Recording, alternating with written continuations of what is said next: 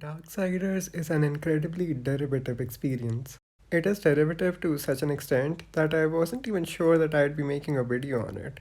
Generally, when I sit down to write a script, I struggle to find where to start because I have so much to talk about. I struggle to start typing this script because my opinions on this game, for the most part, just aren't strong enough to elicit any kind of emotional reaction, with one exception that I'll get into towards the end of this video. I'm neutral towards this game, but with that neutrality comes a kind of objectivity that will hopefully make this video informative, if not as entertaining as my past works. The assumption, of course, being that my previous videos were entertaining to begin with, I can only hope. I started this video by saying that Darksiders is derivative, and while that's true, it's not exactly a bad thing. The story of Darksiders has biblical origins, but where it chooses to go with that source material would surely ward off any self respecting Bible thumpers. The game revels in its shocking and excessive displays of gruesomeness, to a gratuitous extent that it would be familiar to anyone who's played all but the latest God of War titles. And this is exactly where the rest of Darksiders' derivative nature lies. While its themes and lore are derived from the Bible, it takes inspiration in the gameplay department from games like God of War. The story struggles from it being initially inscrutable and later just a cliche. The gameplay struggles because it doesn't reach the heights of the games Darksiders tries to imitate, redeeming itself mostly in its later sections. On that note, Darksiders is a hack and slash game, and it prompts the player to maintain longer and longer combo chains by providing a combo meter whose size is commensurate to its importance in keeping you hooked. There's little incentive to execute stylish combos like you would in something like Devil May Cry, but you'll probably still try to make the moves flow as best as you can to keep that combo meter rising. Looking stylish is a byproduct of chasing a higher combo score, but I wish the game gave more options to help the player look cooler. There are three main weapons in this game: the Chaos Eater Sword, the Scythe, and the Tremor Gauntlets. All of these weapons come with standard and heavy attacks, but they also have unlockable combos which can be bought from the Demon Merchant. The combos follow the same button prompts for each of these weapons, but the relative range and damage of these weapons means that you'll be switching between them depending on the size of the enemy you're up against, and how many of these enemies there are. While the Chaos Eater is reliable in most situations, the Scythe is best employed for crowd control with its sweeping attacks. The Tremor Clubs should, then, be ideal for dealing with foes one-on-one, but their basic combo is limited to only 2 moves, which makes maintaining combos while using them a chore, since there's a delay after a combo ends before you can start a new one, and you'll probably lose the combo multiplier in that duration. The Scythe became my weapon of choice in most instances, but I can see a case being made for the Chaos Eater being the best of the three. The issue is that combat is limited to these 3 weapons, and the third is limited in its potential to chain moves. To be fair, these 3 weapon classes are the 3 most essential ones to have, and successfully chaining moves between your equipped weapons gives you an incredibly rewarding feeling. I wish the same could be said about the ranged weapons. There are 3 main ranged options presented to the player.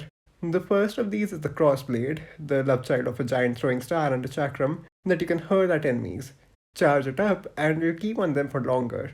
The second is a gun that strongly reminded me of Dante's twin pistols. It seems strange in War's hands, but it fits into the post-apocalyptic setting of the game. The final one is a hook that you can use to pull enemies towards you, or go flying towards them, depending on how big they are. The problem with these ranged weapons is how the game handles combos, and how ranged weapons factor into them, or rather, how they're frequently ignored. There's little incentive to use these weapons, but the crossblade is only useful against one specific noxious enemy whom you can't touch without weakening them first. The gun doesn't even get this privilege, and it's relegated entirely to a pretty lackluster boss fight. War also has access to a bunch of enhancements that can augment these weapons to make them stronger in specific instances. The problem here is that the game rarely gets challenging enough to warrant use of these enhancements. Even though I played on the hardest difficulty, the only enemies I struggled against were these blade wielders, who were also easily defeated once I realized that parrying them was the best way to go. On that note, this game maps parrying, blocking, and dodging to R1, which is definitely a choice. A choice that made it so that I inadvertently dodged into attacks that I was trying to parry, which often meant the loss of a full health bar since dodging doesn't make you invincible. War also has access to a chaos form which turns him into a towering, slow-moving beast that can decimate enemies in no time. As the game went on, I found myself using this form less and less, since I started to enjoy the act of coming up with new combos that combine multiple weapons to dispatch of demons and angels alike. Instead, I turned towards special attacks, the Blade Geyser in particular, when I got overwhelmed. More than giving me an edge in combat, this move allowed me to take a break and figure out which enemy I was going to dismember next. And that right there is the main appeal of this game's combat. The ridiculous, over the top violence you can inflict on these beings that should definitely not be bleeding red is deeply cathartic. War is too stoic to revel in this glory, but his finishers give you an idea of the brutality he's capable of exhibiting. Combat is only one side of the coin though. The reason why most ranged weapons are ineffective in combat is because they're used in puzzles instead. With the crossblade, most puzzles involve aligning objects in the right order to trigger chain reactions with the blade. There are some puzzles that involve slowing down time, but these are less puzzles and more time challenges compounded onto puzzles. The hook is used to gate off certain areas till you acquire it very late in the game in a bid to promote backtracking. There are some standard block moving puzzles, and there's a lot more water sections than I would like to admit. But the puzzles that I enjoyed the most came out of nowhere, almost like they broke the space-time continuum to find their place in this game. This game has portal puzzles, and there's some damn good portal puzzles, let me tell you that.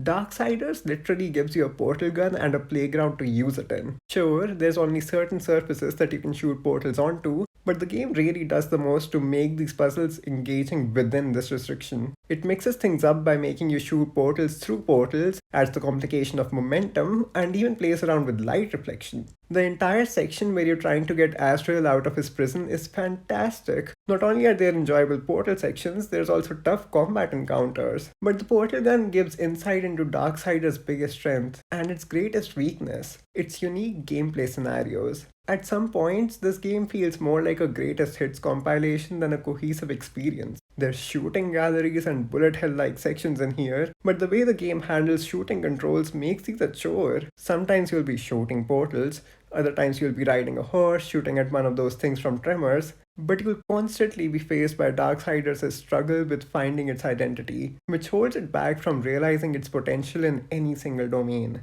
With that, it's time to get into the story of Darksiders, or at least what I could glean from it. The impression I got was that the game wasn't so much purposely obscure as it was unwittingly so. Behind the biblical veneer lies a fairly standard story of betrayal. The game starts off strong, throwing you into the end of the human realm as a harbinger of war that was set to occur in the distant future. The call that war answers to is part of a greater conspiracy set into motion by more powerful forces to establish a hegemony over all the realms, but he's incriminated by the emaciated version of Mount Rushmore and stripped of his powers. The game follows War as he tries to prove his innocence, bound to a creature known as the Watcher, who is voiced by the Joker. The stakes cannot be higher, story-wise, but the gameplay in the initial sections is lacking because your moveset is incredibly limited. The game does that thing where it gives you a lot of power right at the start and then takes it away, but since it only grants you the sword to begin with, the main loss comes in the form of a depleted health bar and limited chaos meter. The game holds your hands for a bit too long. Even after the initial tutorial, more tutorials are presented in the form of combat challenges that force you to engage with the combat system in different ways, for example by making you use only aerial moves. The first piece of gear you get is also very unexciting. It's a supernatural trombone that can push enemies back and that calls these giant doors to action. Its utility wears thin within the first few hours of the game, and I wish that one of the latter ranged weapons had been presented instead to expand your options instead of limit them further. The first area where the game really gets going is the Twilight Cathedral, and boy is this a pretty area. A dilapidated cathedral is about the most appropriate setting for a game like this, and the challenges that prevent you from reaching the boss of this stage actually make you use your brain, which is high praise for a game like this that makes looking cool the priority. The angelic beast flight sim section that precedes the cathedral isn't the most enjoyable thing in the world, but it serves as a unique set piece. How many games do you get to ride a giant pigeon in? Oh, okay, yeah, that one's better. The Tiamat boss fight makes use of the crossblade that you've been relying on throughout this area, and this integration of location-specific items into the boss fights and puzzles is something that I greatly appreciate. The preceding sections with the race against the blacksmith and the giant hammer bait and switch are pretty fun. The sewers are less so, but that's mostly because I despise water levels and this partially is one. The ashlands were the low point of the game for me. The wastelands are empty in a thematically appropriate way, but also in an unengaging one. The fight against the Stygian felt like it was glitched out because of how little indication there actually was that I was hurting the beast. The inclusion of the horse of the horseman is similarly appropriate, but it fails to realize its potential.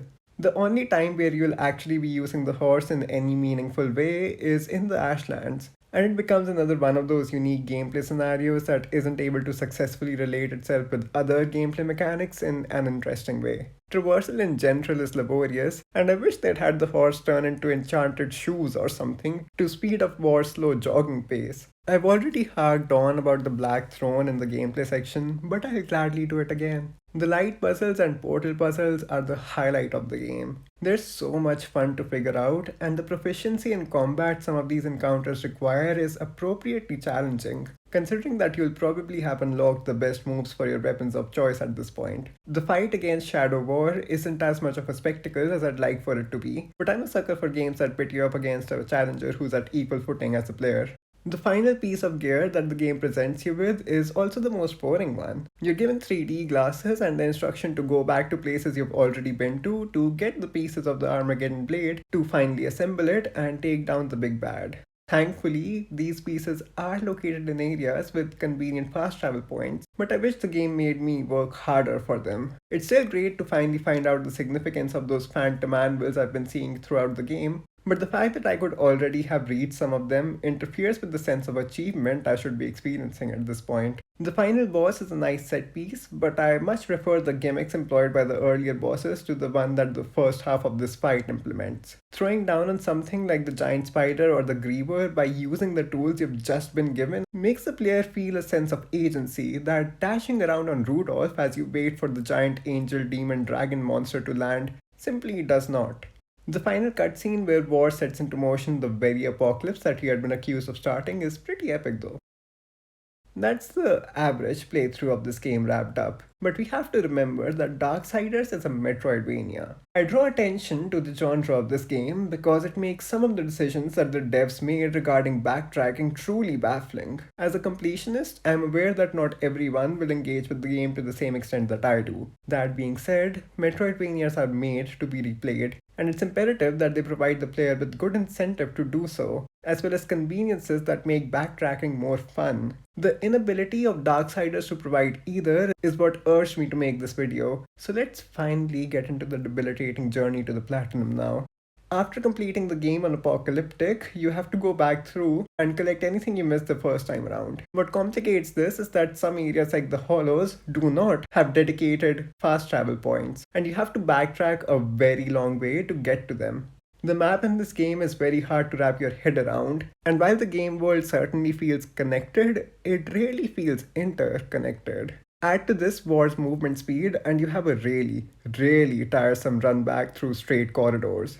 Next, you have to level up all your weapons to max level. Since there's no combat arena or anything, and since these weapons take a lot of souls to level up, this is an absolutely futile exercise. Grinding levels by killing spiders with AoEs is plain boring, and there's no real reward for doing so. In fact, with the relatively low overall difficulty of this game, there's little reward for collecting even lifestone shards after a certain point. In completing the game after having finished it about 3 hours prior, I realized the biggest flaw of Darksiders. It's a hack and slash game that's trying to be a Metroidvania, but it isn't able to commit to the bit. The game tries to juggle multiple hats, and while watching its carnival tricks is fun for the most part, it's really fulfilling. This is true of the protagonist of the game as well. His stoicism comes across more as a frustrating impassivity incongruous with his gruesome actions than the cool and contained composure that I think the devs were going for. Oh, also, there's a trophy that has you walk your horse in circles for 2 hours in the sun like it's a husky during winter season.